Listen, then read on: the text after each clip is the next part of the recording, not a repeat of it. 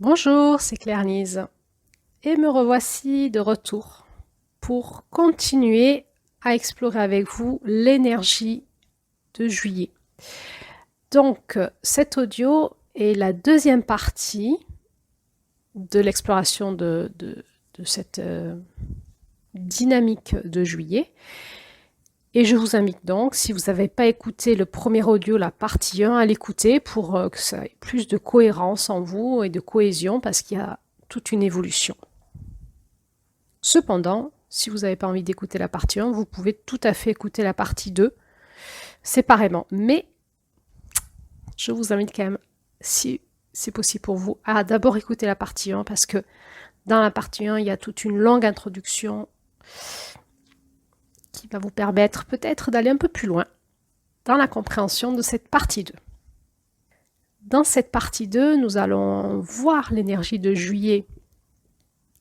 Si on prenait le symbole d'une horloge, qu'est-ce que ça donnerait? Et nous allons aussi explorer la couleur jaune de ce mois de juillet. Et dans un troisième audio, j'analyserai les mouvements du compte de juillet. Voilà.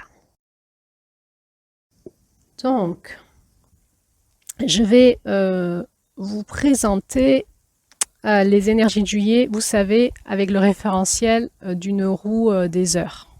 Si on prenait une horloge, les énergies de juillet seraient les énergies qui seraient aux alentours de 14 heures. 14 heures, on a dépassé midi et on rentre dans une certaine maturité. On n'a pas fini notre journée. Notre journée se finira à 24 heures, à minuit.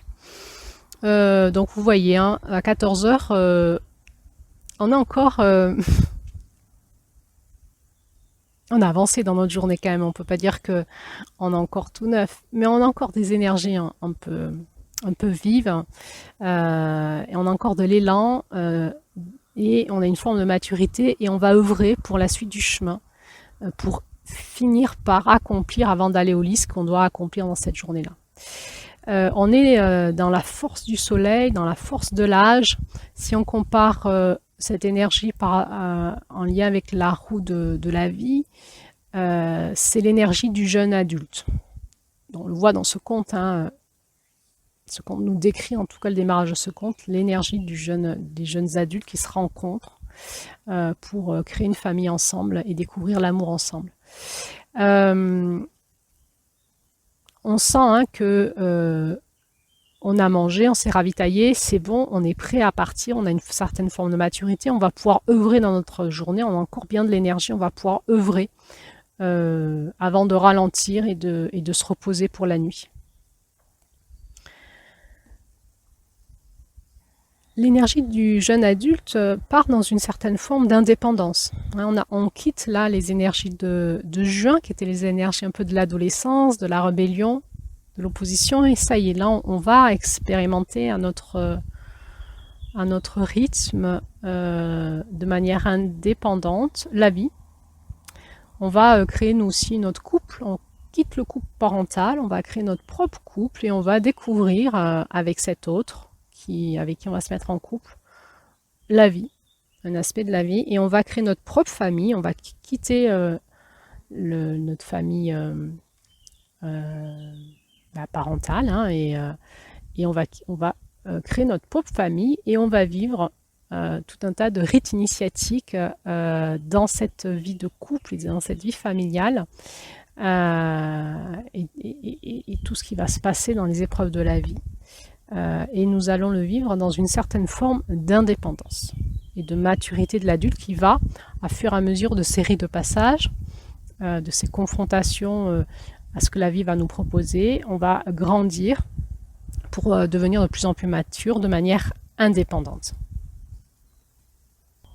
Donc dans l'énergie de ce jeune adulte, on bascule, hein, on sent bien la bascule, on fait, ça y est, on quitte la zone de contre-dépendance dans la dynamique de la roue de l'autonomie. Hein, vous vous rappelez, il y a la première phase qui est la dépendance, énergie de l'Est.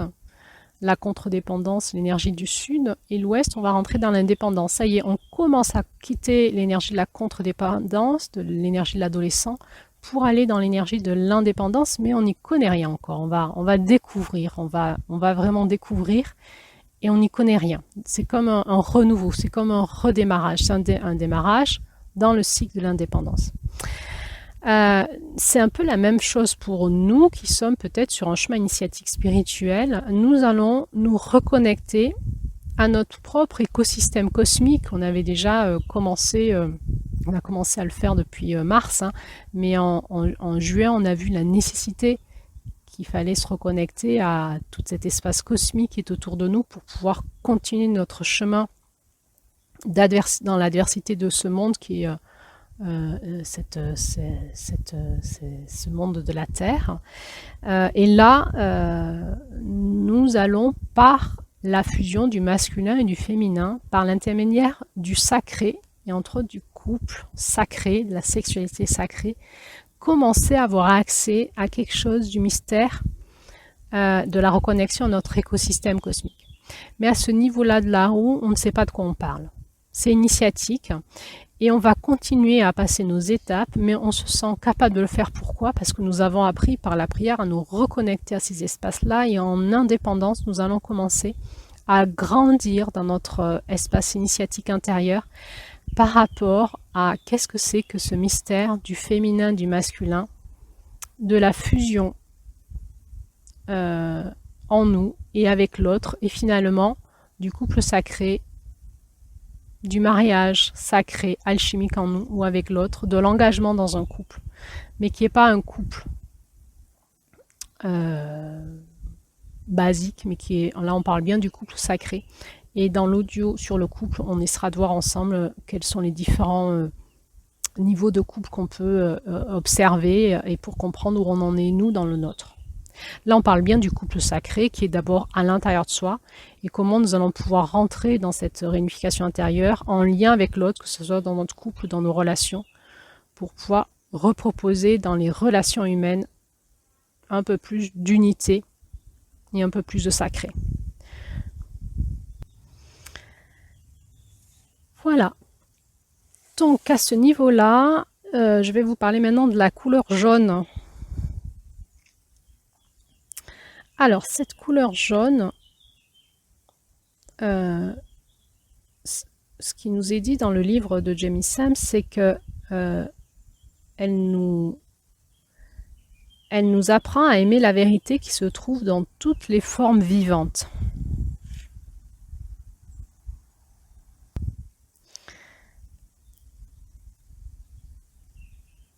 Elle nous enseigne la sagesse de la compassion. Quand une femme réintègre en elle son masculin divin incarné dans le sacré, et qu'elle est dans cette forme d'accomplissement, elle va pouvoir devenir une femme aimante et une mère attentionnée. La couleur jaune, c'est celle de la porte d'or. Vous vous souvenez, en avril, pour pouvoir réparer les blessures de notre âme et comprendre en fait quelles sont les explications derrière nos souffrances, les explications de l'amour. Nous avons une initiation de pouvoir nous reconnecter à la porte d'or, au monde de l'amour, au-delà de la dualité. Et dans cet espace doré qui est l'amour, en fait, cet amour inconditionnel, pouvoir comprendre en fait pourquoi nous vivions ces souffrances dans notre âme, quelles étaient les séparations, le chemin tordu que nous avions pris par rapport à l'amour, et dans la redynamisation de la couleur dorée, pouvoir nous réinformer à l'amour. Eh bien, nous y sommes dans cette couleur jaune or. Nous sommes devenus des incarnations sur Terre de l'amour vivant en nous, et nous diffusons l'amour à travers nous. Alors Julie nous a canalisé un texte en lien avec cet enseignement de ces contes sur la couleur jaune. C'est évidemment un texte initiatique qui est encodé et qui va nous parler de tous les mystères de cette couleur en lien avec les mystères de la vie et de l'amour, et il faut pouvoir y rentrer dedans le cœur ouvert, dans le ralentissement, dans la contemplation, et pouvoir y revenir, y méditer souvent pour pouvoir petit à petit en comprendre quelque chose. Évidemment, moi je ne vais pas pouvoir vous le décoder parce que c'est un texte multidimensionnel, mais je trouve déjà intéressant que ce texte commence par nous proposer un dégradé de couleur entre ce tord et ce pourpre. La feuille d'hibiscus est une feuille qui est de couleur pourpre, et quand vous faites des tisanes d'hibiscus, l'eau devient comme du sang, comme la couleur du sang. Il est à noter que dans ce conte, il y a un animal important qui va être la pieuvre, et qui elle-même va dire qu'elle va éjecter en fait de l'encre pourpre pour nous protéger l'amour en nous de l'ombre qui nous environne. La couleur pourpre, c'est la couleur de décembre, qui est vraiment le mois de l'accomplissement total de notre eau. Du coup, décembre, c'est l'accomplissement du féminin. Donc c'est intéressant de voir que dans ce conte de juillet, qui est l'accomplissement du masculin, il relie rapidement à l'accomplissement du féminin qui sera en décembre, et qui relie la puissance finalement peut-être de cette couleur jaune qui vient infuser le rouge pour donner du pourpre. Dans ce texte que Julie nous propose, il y a quelque chose qui fait référence à des notions alchimiques qu'on va retrouver dans toutes les initiations alchimiques, qui est que cette rayonnance du soleil, cette rayonnance de la couleur jaune dorée, a une puissance de réinformer la matière et de rentrer, de pénétrer à l'intérieur de la matière pour la réinformer au cœur même de son énergie de vie. Il y a quelque chose qui nous parle, qui vient nous redynamiser, nous nourrir à l'intérieur de notre corps, dans notre sang, au sein même de nos gènes. Comme ça se passe dans la nature, dans la photosynthèse par exemple, et ça se passe ça aussi au niveau cosmique, et là on est dans quelque chose de totalement initiatique et alchimique. Ce texte semble nous proposer une contemplation de quelque chose qui vient nous aider à nous reconnecter à l'amour de la Terre. L'amour de la Terre, de la planète, qui est vraiment la planète Terre, qui est comme l'incarnation du féminin divin sur Terre. Il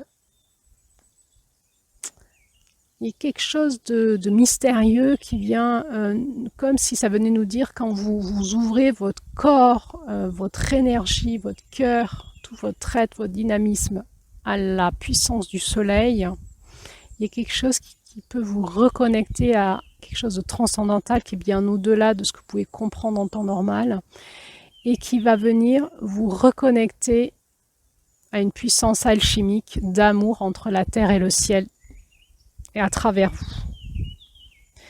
Quelque chose de transcendantal qui vous traverse et qui est cosmique. Alors, comme tout processus alchimique, quand on s'ouvre comme ça à la fréquence de l'amour par la rayonnance, il va y avoir tout un procédé alchimique qui va se mettre en route, et qui au démarrage n'est pas simple. On va le revoir dans ce conte, on le voit dans ce texte que je lui nous propose, on le voit dans les initiations alchimiques. Il va y avoir, on va être façonné comme on façonne l'or dans le creuset, on va être façonné, tout ce qui en nous n'est pas de l'amour ou est blessure à l'amour, pour pouvoir le retraverser et se reconnecter à l'amour. Tout ce qui en nous fait obstacle par blessure, par opposition, par contamination à l'amour, va être amené à être alchimisé par la souffrance, pour pouvoir nous reconnecter à l'amour. Et ce texte que Julie nous propose nous dit que même si on passe par ces périodes de grande souffrance liées à l'amour, on peut avoir la foi que nous sommes, quand nous nous reconnectons à l'énergie du soleil, à l'énergie de la puissance du masculin sacré, du masculin divin, et quand nous nous laissons reféconder à l'intérieur de nous par cette énergie divine d'amour du masculin divin, eh bien, nous avons foi de cette lumière blanche aussi, hein, on l'avait vu en février, hein, la lumière blanche qui est la lumière du, du, du soleil, hein, qui est la lumière du masculin divin. Quand nous nous laissons refaçonner par cette énergie divine du masculin, et quand nous nous laissons alchimiser à l'intérieur de nous par cette dynamique qui est l'amour, et j'ai envie de dire de façon volontaire, parce que quand on résiste à ça, on va voir, hein, c'est ce que nous dit ce conte, on va créer une opposition à l'amour, et c'est là où on va rentrer dans des extrêmes souffrances. Mais quand nous acceptons que l'amour vient nous façonner en nous-mêmes, vient activer en nous toutes nos blessures de non-amour, pour les guérir, pour que nous puissions les voir dans la matière. Parce que le soleil, c'est ce qui donne vie dans la matière. C'est ce qui permet la vie sur Terre. Et l'amour de la Terre, c'est ça, c'est nous faire passer dans l'incarnation, dans la matière, la réalité de ce que nous sommes. Quand nous acceptons en pleine lumière, en plein soleil, en plein 14 heures de la journée, on est loin de l'ombre de la nuit. Quand nous acceptons de nous regarder en face et de voir qui nous sommes, et quels sont nos espaces de non-amour, et quand nous acceptons d'être alchimisés par l'amour, que nous disons oui à l'amour du masculin divin, eh bien, il va se passer en nous un processus alchimique qui ne va pas être simple au démarrage, mais qui va nous amener dans cet accomplissement de nous reconnecter à cet amour divin dont nous sommes porteurs dans l'accomplissement sur Terre, dans la réalité terrienne, et ça va être le passage ultime pour dépasser nos souffrances sur Terre. C'est un état d'acceptation et de foi. Alors, bien, qu'est-ce qui va se passer? Eh bien, dans cette alchimie, tout d'un coup, on va retrouver la candeur de notre âme, et il va y avoir toute une destruction de toutes nos croyances limitantes, nos croyances enfermantes, tout ce qu'on s'était raconté. Tout notre ego finalement qui s'était construit dans l'adaptation et la réaction à la blessure de l'amour, à la blessure de la séparation. Et on va retrouver comme une candeur de l'enfant, une candeur de l'âme, et il va y avoir toute une alchimie aussi de tout ce masculin qui a mis en forme des dogmes, des référentiels, des repères pour pouvoir progresser dans cette quête de l'amour. Eh bien, au moment où cet amour alchimique vient nous traverser, tout s'écroule. C'est comme si on pouvait de nouveau accepter de perdre tous nos repères pour pouvoir repartir dans ce renouveau. Parce que le divin ne peut pas se mettre dans des cases. Le divin ne peut pas s'enfermer.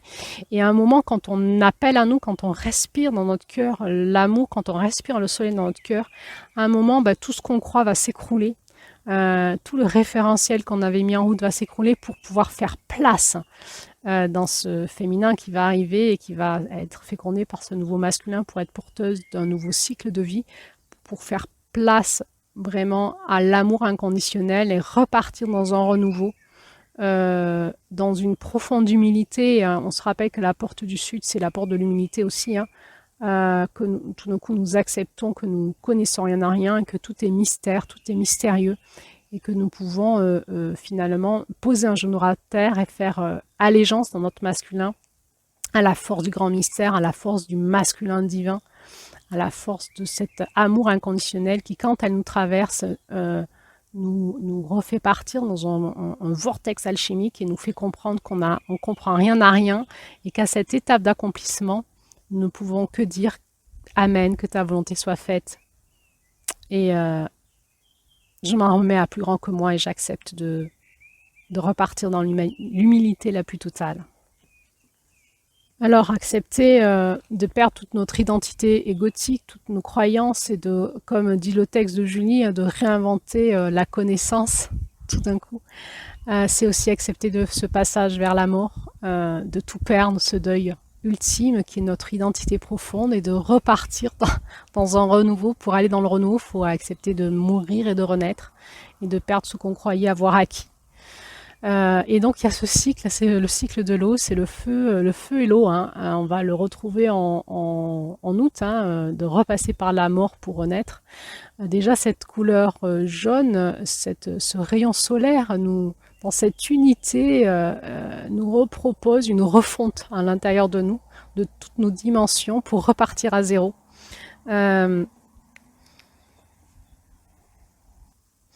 mais on repart pas à 0-0, on repart avec l'ouverture du cœur. C'est vraiment tout d'un coup, quand cette alchimie est passée, quand ce vortex alchimique est passé, ben, tout d'un coup, on a gagné quoi? L'ouverture de notre cœur. Un cœur guéri, un cœur ouvert, une sagesse qui s'incarne. Hein, le texte de Julie finit par nous parler de comme ce vieux sage retrouvé, où le vieux sage sait qu'il a le cœur ouvert, il connaît les initiations de la vie, il connaît qu'il sait rien et qu'il sait aussi beaucoup de choses, mais que le peu de choses qu'il sait, c'est ce qu'il a vécu sur Terre, mais c'est pas grand-chose par rapport au grand mystère et au mystère de l'amour. Et il va comme ça pouvoir petit à petit incarner ce sage en nous, va pouvoir ce masculin sage en nous qui s'incarne dans la matière, va pouvoir incarner quelque chose du reflet du masculin divin en nous sur Terre. Euh, Jusqu'à cette lettre hébraïque qui nous est proposée, qui est donc cet amour divin incarné, jusque dans notre chair. Bien sûr que si nous sommes là sur Terre, c'est pas pour des dogmes spirituels, c'est pas pour se masturber le cerveau avec des belles paroles spirituelles, mais c'est pour pouvoir incarner dans notre être de chair quelque chose du divin qui nous traverse. Et cette couleur jaune, eh bien, qui est la couleur de l'amour inconditionnel, eh bien, va venir nous alchimiser pour que nous puissions être des hommes et des femmes qui puissions être incarnés sur Terre dans cet amour divin incarné qu'on appellera finalement l'amour sacré. Et c'est ce dont ce conte va nous parler. Donc, je vais finir cet audio par vous retracer les grandes lignes de ce conte et qui va finalement nous reparler de ce processus alchimique qui est l'amour. Quand on est à ce niveau-là d'initiation, que l'amour vient nous chercher dans notre être profond, ben voilà ce que nous allons peut-être vivre. Et ensuite, eh bien, je conclurai cet audio et on ira vers les audios d'approfondissement pour aller un peu plus loin dans les différentes notions que cette couleur jaune et cette énergie de juillet et ce conte nous propose.